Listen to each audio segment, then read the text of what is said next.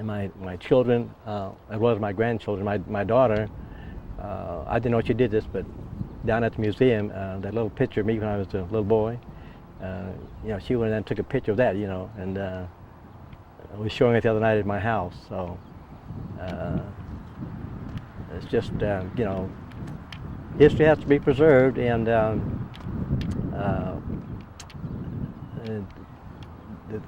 now the one that really, I think, made a history in Chandler, my mom, and there's been a lot written about her, and the city of Chandler is naming a park after her, and I really appreciate that. Tell me a little bit about your mom. Well, she was, I don't know how to describe my mother. I don't think she has any children that are exactly like her. She was so involved in the community and the neighborhood, and she had these old home remedies that I don't know where she learned them, but she was actually the doctor for the neighborhood. Adults as well as children, they got ill, they called for Miss Emma, and eventually, as the newspaper stories have recounted, she eventually became known as Dr. Buckle, Dr. Arbuckle, and things like names like that. But she was just amazing in the way she helped people. This was all volunteer work, and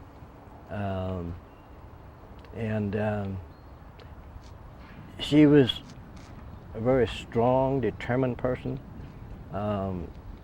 She raised us from the time I was 8 without my dad. But she taught us how to work, insisted on us doing it. She gave us chores around the house, insisted that we do that. And she taught us honesty, truthfulness, and sometimes we didn't quite measure up to that, but she instilled that in us at an early age, and it was just nothing I guess that she couldn't accomplish being a third grade educated person. She was a good businesswoman. When I say that, I mean she had her own business. She'd borrow money from the banks, repay it.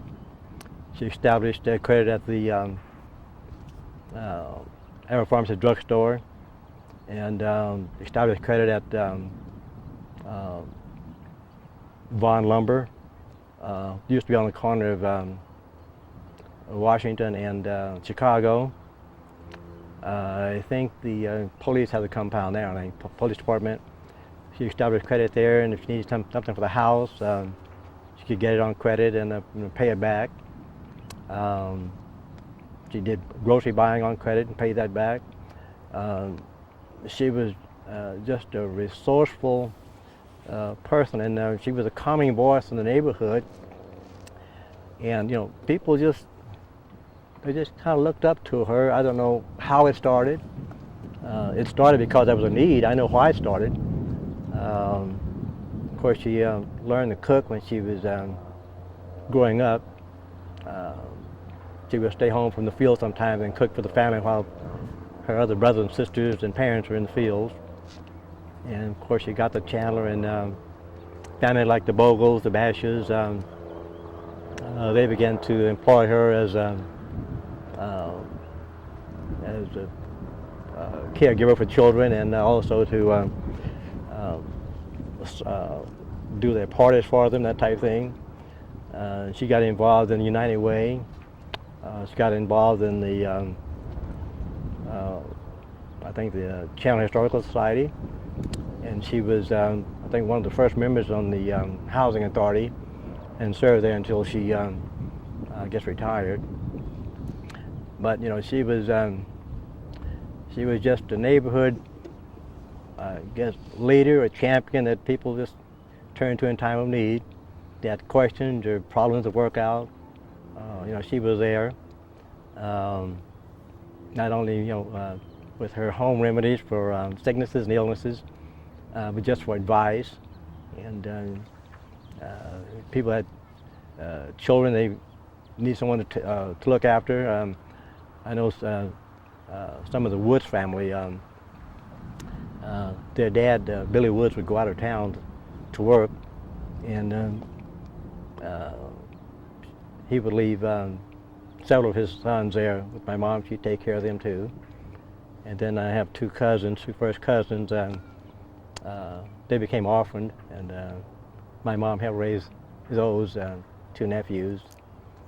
And one's in real estate in Phoenix now, and the other one's a retired principal of a school in Riverside, California.